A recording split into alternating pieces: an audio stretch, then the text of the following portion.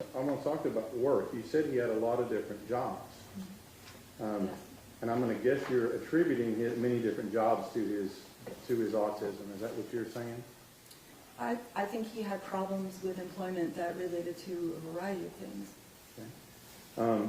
But what you're talking about here, and we've heard evidence of this, he was fired from different jobs and just walked out of different jobs, correct? That's correct.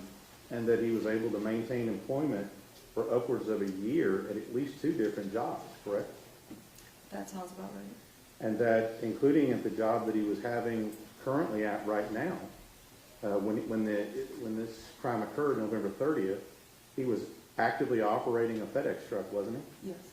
And that would require somebody to utilize a map or GPS, wouldn't it? Yes. Would require somebody to communicate with people in the public. Yes.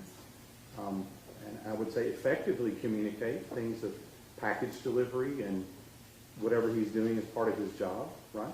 It's pretty narrow, but yes. Okay. But he'd be able to operate a motor vehicle? Yes, a lot of people with autism drive. Okay. I'm just going through that. So he was actively working and making money at the time of this offense, wasn't he? Yes, that's correct. So when you talk about that he needs support to living life, what you've told me here is it sounds like he's living the life just like everyone else who's living the life.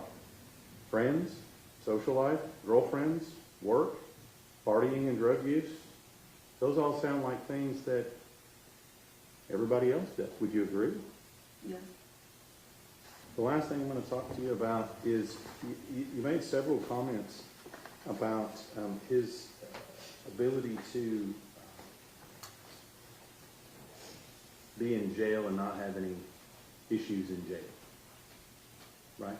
That's what you said? Yes, I answered questions for him. But it's true that he's been in segregated custody the entire time, isn't that right? That's my understanding. So he didn't have access to other people to do things to. He has been in segregation, yes, you're correct.